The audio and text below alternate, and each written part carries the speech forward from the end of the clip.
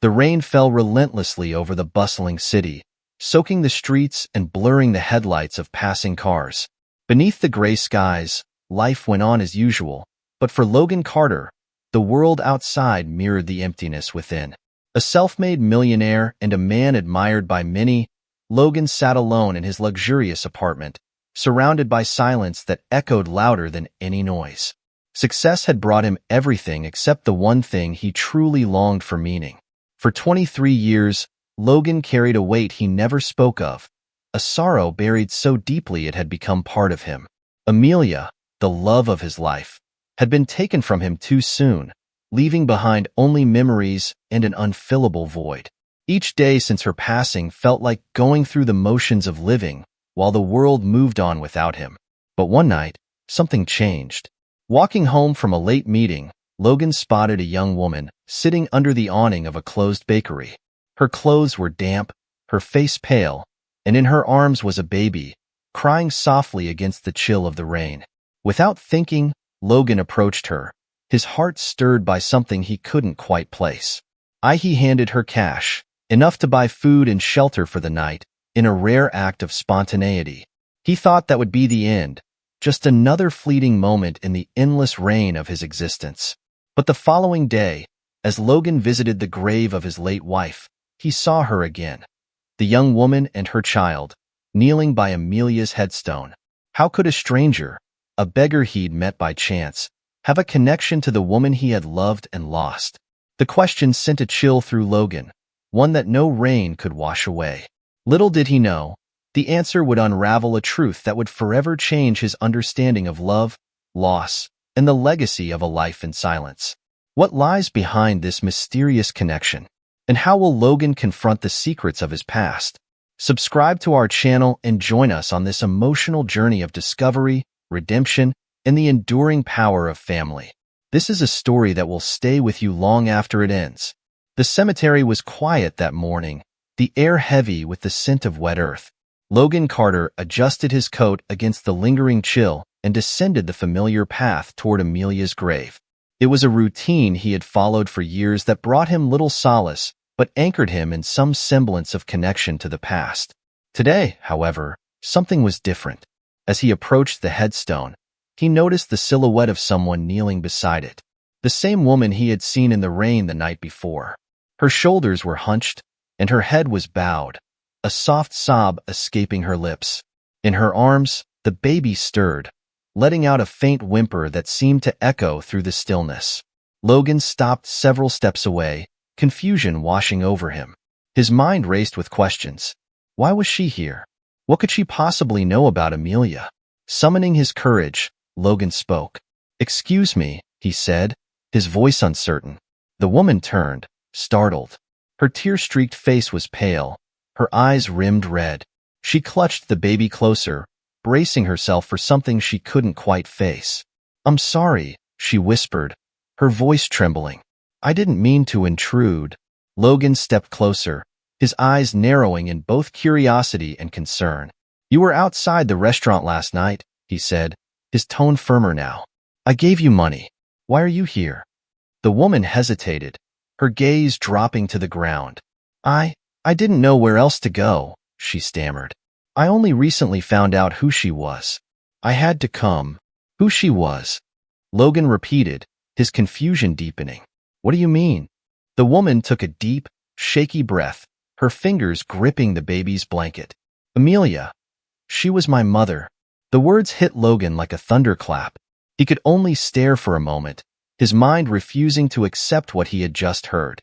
"That's impossible," he said, his voice barely audible. "Amelia never had a child. She would have told me." The woman shook her head, her expression a sorrow and resolve. "She did," she said softly, "but she kept it from you. I was born shortly before she passed. She never told anyone, not even you." Logan staggered back a step, the world tilting beneath him. His breath caught in his throat, and his heart pounded with disbelief and anger. "No," he muttered, shaking his head. "There's no way. Amelia wouldn't have done that. She wouldn't have kept something like that from me." "I know this is hard to believe," the woman said, her voice steady despite the tears streaming down her face. "But it's the truth. My name is Claire, and Amelia was my mother. This is my son, Ethan, your grandson." Logan stared at her, his mind spinning. A daughter? A grandson? For over 2 decades, he had mourned Amelia, believing he knew everything about her.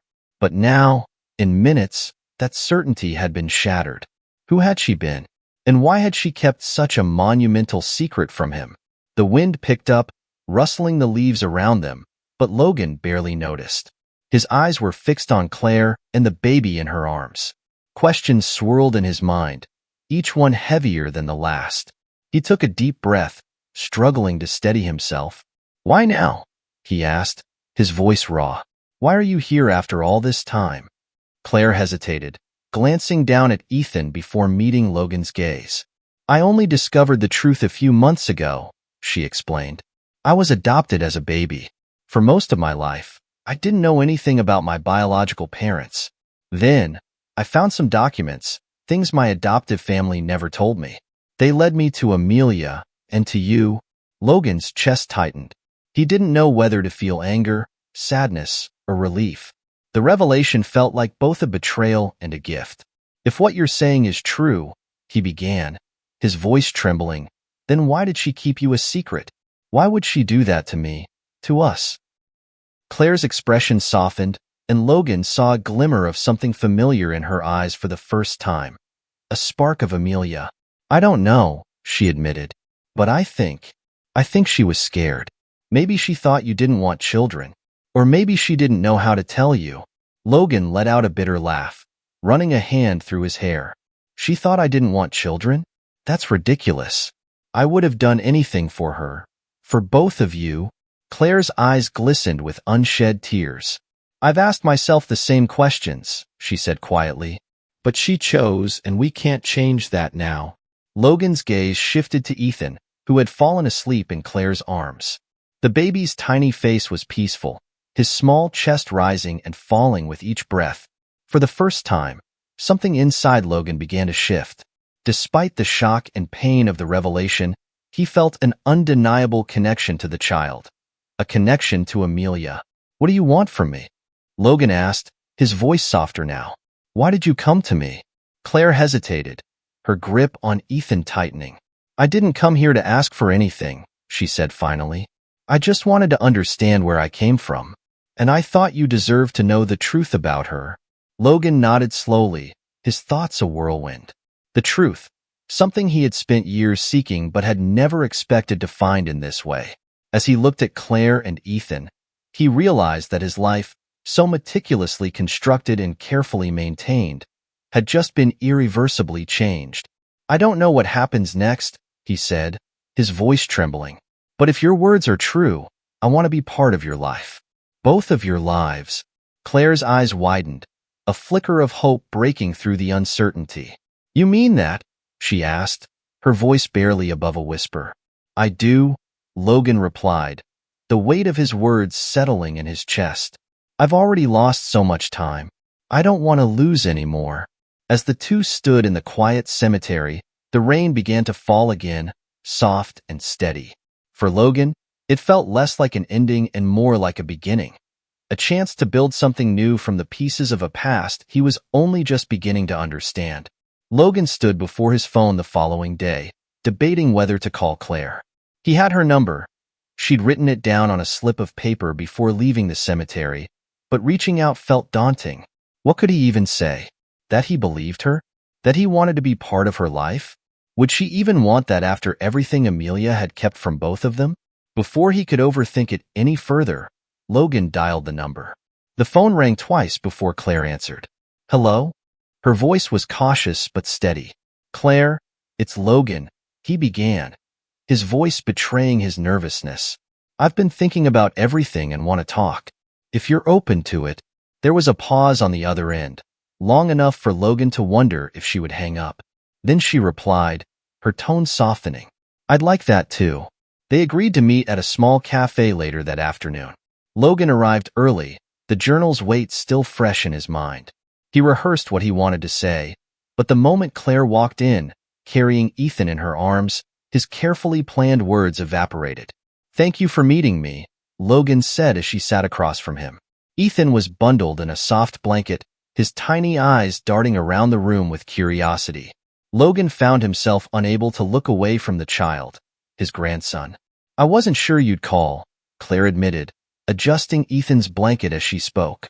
"This whole situation is complicated." Logan nodded, taking a deep breath. "It is. But I've been thinking about what you said, and I went through Amelia's journal. I think I understand now why she made the choices she did." Claire's eyes widened slightly. "She wrote about it?" "She did," Logan said, his voice thick with emotion. "She was scared. She thought telling me about the pregnancy would ruin everything between us. She didn't want me to feel trapped, or worse, resent her for it." Claire was quiet for a moment, her expression a mixture of sadness and understanding. "I've wondered about that my whole life," she said softly. "Why she didn't want me. But maybe it wasn't that simple." "It wasn't," Logan agreed. "And I need you to know something. If I had known, if she had told me, I would have been there. For both of you." Claire's gaze softened, and for the first time since they had met, Logan felt a flicker of hope that they could begin to bridge the gap between them. As their conversation continued, Logan shared pieces of his life with Claire, his work, travels, and grief after losing Amelia. In turn, Claire opened up about her childhood, her struggles with identity, and the challenges of being a single mother.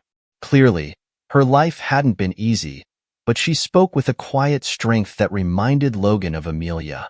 Ethan stirred in Claire's arms, letting out a soft cry. Instinctively, Logan reached out. "May I?" he asked. Claire hesitated for only a moment before handing the baby over. Logan cradled Ethan awkwardly at first, but as the child settled against him, a wave of emotion washed over him. This small, fragile life was a part of him, a part of Amelia. Logan felt a sense of purpose stirring within him for the first time in years. "You look like a natural," Claire said with a faint smile, breaking the silence. Logan chuckled, his voice tinged with both humor and sadness. "It's been a long time since I held a baby, but I think I could get used to it." As they left the cafe, Logan walked beside Claire, Ethan still cradled in his arms. The late afternoon sun broke through the clouds, casting a warm glow over the city. For the first time in years, Logan allowed himself to believe that he wasn't as alone as he thought. Maybe, just maybe, this unexpected turn in his life could lead to something new, something meaningful. The days that followed Logan and Claire's meeting at the cafe were filled with cautious optimism. Logan felt a glimmer of hope for the first time in decades, but the shadows of the past still loomed over him. Questions lingered, unanswered and relentless. Had Amelia's secret been her only deception? Were there other parts of her life he had never known? And how could he reconcile his love for her with the pain her choices had caused? One evening, Logan sat alone in his dimly lit study, the journal and photographs from his life with Amelia spread across the desk. His heart ached as he turned the pages of her journal, searching for clarity. Among the familiar entries, he found another that stopped him cold. "I wish I could be braver. Logan deserves the truth, but what if the truth breaks him? He's built and sacrificed so much, and I'm afraid I'll ruin it all. James said I should tell him, but I can't. I don't want to lose Logan. I don't want him to hate me." Logan's breath caught. James? His oldest friend? Why would Amelia mention him in this context? The words were vague, but the implications were clear. James had known something, maybe even everything. Logan leaned back in his chair, the weight of the revelation pressing down on him. He had trusted James for years and confided in him during his darkest moments after Amelia's death. And yet, it seemed James had carried a secret that could have changed everything. The following day, Logan picked up the phone and called James. It had been years since they last spoke, and Logan's hand trembled as he dialed the number. After a few rings, a familiar voice answered. "Logan," James said, his tone cautious. "It's been a long time." "It has," Logan replied, his voice tight. "But we need to talk." "About Amelia." There was a pause on the other end, followed by a heavy sigh. "I was wondering when this call would come." That afternoon, Logan met James in a quiet park, far from the city's noise. James looked older, wearier than Logan remembered, but his eyes still carried the sharpness of a man who had lived a life of confidence and control. They exchanged pleasantries, but the tension between them was palpable. "Why didn't you tell me?" Logan asked, his voice firm but controlled. "You knew about Claire, about Amelia's pregnancy. Why didn't you say anything?" James ran a hand through his graying hair, his expression conflicted. "Because it wasn't my place," he admitted. "Amelia confided in me and begged me not to say anything. She was scared, Logan. Scared of what it would do to you, to your marriage." Logan's chest tightened. "So you kept quiet? You let me live all these years believing I knew everything about her while you held on to the truth?" "I thought I was protecting you," James said, his voice rising. "Amelia made her choice, and I respected it. I didn't want to betray her trust, but you betrayed mine." Logan shot back, his anger bubbling to the surface. "You were supposed to be my friend, James. You had no right to keep this from me." James looked away, his shoulders slumping. "You're right," he said quietly. "I should have told you, but I thought I was doing what was best. And honestly, Logan, I didn't think you'd ever find out." Logan stared at him, the anger in his chest battling with a deep, aching sadness. "Well, I have. And now I must live with the fact that the two people I trusted most kept something like this from me." James sighed. "For what it's worth, I'm sorry. I know that doesn't change anything, but I am." Logan nodded, his jaw clenched. "It doesn't," he said, his voice cold. "But at least now I know the truth." As Logan walked away from his meeting with James, the weight of the conversation settled heavily on him. He had the answers he sought, but they offered little comfort. Trust, once broken, was not easily repaired. Still, he knew he couldn't dwell on the past forever. Claire and Ethan were waiting for him, representing a future he could still shape. Logan invited Claire and Ethan to his home for the first time the following weekend. It was a sprawling estate filled with elegant furniture and art pieces that now felt empty and meaningless. Claire looked around with awe and hesitation as she stepped through the front door. "This is a lot," she said, her voice tinged with unease. Logan gave her a small smile. "It's just a house," he said. "A big, empty house. But I hoped it could feel less empty with you and Ethan here." Claire smiled softly, adjusting Ethan in her arms. "We'll see." They spent the afternoon together, exploring the house and the sprawling backyard. Ethan waddled across the grass, his laughter filling the air as Logan chased after him. Watching the boy's boundless energy, Logan felt something stir inside him, something he hadn't felt in years. Joy. Later, as they sat on the patio overlooking the garden, Logan turned to Claire. "I want to make this work," he said earnestly. "I know I can't make up for the years we've lost, but I want to be part of your life." "And Ethan's." Claire looked at him, her expression thoughtful. "I want that too," she admitted. "But it's going to take time. Trust doesn't happen overnight." Logan nodded, his gaze steady. "I understand, and I'm willing to do whatever it takes." For the first time, Claire's guarded expression softened. "Then let's take it one step at a time." As the sun dipped below the horizon, painting the sky in shades of gold and pink, Logan felt a sense of peace he hadn't known in years. The road ahead wouldn't be easy. There would be challenges, questions, and moments of doubt. But for the first time, he felt he was moving in the right direction. As he watched Ethan play in the fading light, Logan realized that this was what he had been searching for all along. Not closure, but connection. A chance to build something meaningful out of the broken pieces of his past. Over the following weeks, Logan Carter dedicated himself to rebuilding what had been shattered, not just in his life, but in Claire's. Each meeting brought discoveries, new shared experiences, and new challenges. Their relationship was still fragile, like glass on the verge of breaking, but Logan was determined to nurture it, no matter how long it took. One afternoon, Claire invited Logan to a community center where she volunteered. It was a modest building in a quiet neighborhood that was bustling with activity. Children played in the courtyard, their laughter ringing through the air, while parents gathered in small groups, exchanging stories and advice. "I've been coming here since Ethan was born," Claire explained as they walked through the center. They helped me when I didn't have anyone else. It's like a second home. Logan nodded, taking in the scene. The place felt warm and alive, starkly contrasting to his empty mansion. It's impressive, he said. What you've built here. Claire smiled, her eyes softening. It's not much, but it means a lot to me. And to Ethan. Logan watched Ethan shuffle across the room, enthusiastically chasing after a colorful ball. The sight brought a smile to his face, but also stirred a pang of guilt. He had missed so much. Ethan's first steps, his first words, the small, everyday moments that formed the foundation of a relationship. Claire, Logan began, his voice hesitant. I want to help, not just with you and Ethan, but with this place. It's clear how much it means to you. Claire looked at him, her expression unreadable. You don't have to do that, she said. We're managing just fine. I know, Logan replied, but I want to. This isn't just about money. It's about being part of something that matters. Claire studied him for a long moment, as if weighing his sincerity. Finally, she nodded. Okay, she said, but only if you're serious about it. This isn't a charity project, it's a community. Logan smiled. I wouldn't dream of treating it any other way. Logan became a regular presence at the community center in the following weeks. At first, the other volunteers were wary of him, his tailored suits and polished demeanor setting him apart. But they saw a different side of him over time.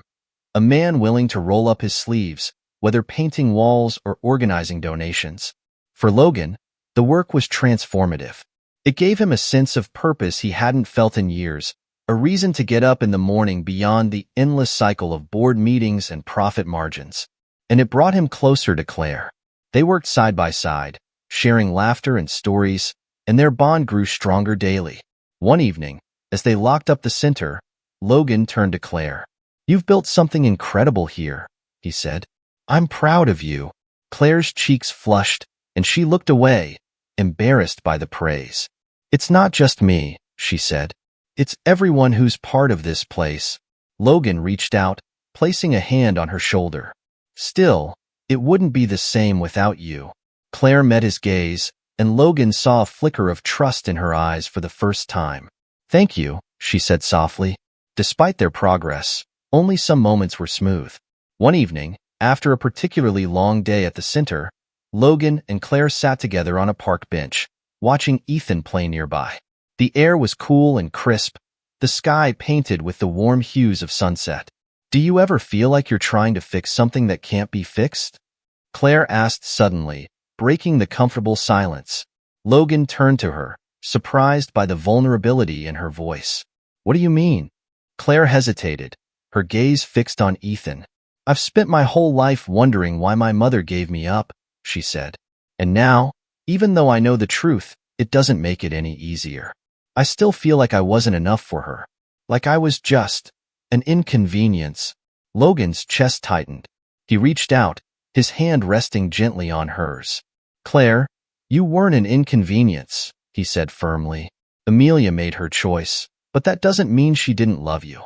I've read her words. I've seen how much she cared. She was scared, but she wanted the best for you. Claire's eyes filled with tears, but she quickly wiped them away. It's just hard to let go of that feeling, you know? Like I was never supposed to exist. You were always supposed to exist, Logan said, his voice thick with emotion. And you've done so much with your life despite everything. I'm in awe of you, Claire. You've shown more strength than I ever could. Claire looked at him, her expression softening. Maybe, she said, but it's still a lot to process. I know, Logan replied, but you're not alone anymore. Whatever you need, answers, support, or just someone to listen, I'm here. Claire nodded, a small smile breaking through her sadness. Thank you, Logan. Ethan ran over to them as the sun dipped below the horizon, his tiny hands clutching a dandelion he had plucked from the grass. He held it out to Logan with a wide grin. For you, Grandpa, he said, his voice bright and innocent. Logan's heart swelled at the word. Grandpa. It was a role he had never expected, but now it felt like the most important one of his life. He took the dandelion, his hand trembling slightly, and smiled down at Ethan. Thank you, Ethan, he said, his voice thick with emotion. It's beautiful. As they left the park that evening, Logan felt a sense of peace he hadn't known in years. The wounds of the past were still there, but they didn't feel as heavy. He had found something worth fighting for, something worth holding on to. And for the first time in a long time, he allowed himself to hope that the future could be brighter than the past. The weeks passed, and Logan became increasingly immersed in Claire and Ethan's lives. He had gone from an observer to an active participant, building a relationship with them that felt deeper with every passing day. His afternoons at the community center had become a routine, and his evenings were often spent with Ethan on his lap, reading books or playing simple games. Yet, for all their progress, Logan still couldn't shake the lingering weight of Amelia's secrets. One afternoon, as Logan sifted through old papers in his study, he came across a box he hadn't opened in years. It was filled with keepsakes from his life with Amelia, photographs, letters, even small trinkets they had collected on their travels. An envelope was at the bottom of the box, its edges yellowed with time. The handwriting on the front was unmistakably Amelia's. Logan's breath caught as he opened it, his hands trembling. The letter inside was dated just weeks before her death. My dearest Logan, if you're reading this, it means I didn't find the courage to tell you everything while I was alive. There's so much I wanted to say, but I didn't know how. I was scared. Scared of losing you. Scared of disappointing you. Scared of what the truth might do to us. You've always been my greatest love, Logan, but I wasn't perfect. I made mistakes and choices I thought were right at the time. But now, they seem like they were made out of fear. Claire is a part of us, of me, of our love. I kept her from you because I thought I was protecting you. But as I write this, I realize that keeping her a secret wasn't fair to you or her. I hope one day you'll forgive me, and I hope you'll find her. Because even though I can't be there, I know you'll love her how I always wanted to. You have the biggest heart of anyone I've ever known, Logan. Don't let my mistakes keep you from giving it to her, and to the family you still have. With all my love, always, Amelia. The letter blurred as Logan's eyes filled with tears. Amelia's words were both an apology and a plea that hit him with the force of years lost to silence. She had been terrified, but she had also loved him deeply. In her final moments, she wanted him to find the connection he had now shared with Claire and Ethan. That evening, Logan invited Claire and Ethan to dinner at his home. He prepared a simple meal, something Amelia had once taught him, and set the table with an attention to detail he hadn't displayed in years. When Claire arrived, holding Ethan's tiny hand, Logan felt a warmth he couldn't describe. This looks amazing, Claire said as she surveyed the table. I didn't know you could cook. Logan chuckled. I had a good teacher, he said. Amelia loved to cook. She used to say it was her way of showing love. As they ate, Logan shared stories about Amelia, stories he had never shared with anyone before. Claire listened intently, her eyes softening with each memory. The air felt lighter when they finished dessert, like years of unspoken tension had finally dissipated. After Claire had put Ethan to bed in one of the guest rooms, she joined Logan in the living room. He handed her Amelia's letter, his hands trembling slightly. I found this today, he said. I think you should read it.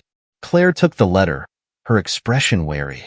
As she read, tears welled in her eyes, and her hands were shaking by the time she finished. She did love you, she said softly. And me. Logan nodded, his voice thick with emotion. She made mistakes, but her love was real. For both of us. Claire folded the letter carefully, her fingers lingering on the paper. I've spent my whole life wondering if I mattered to her. Suppose I was just an accident, she regretted. But this changes everything.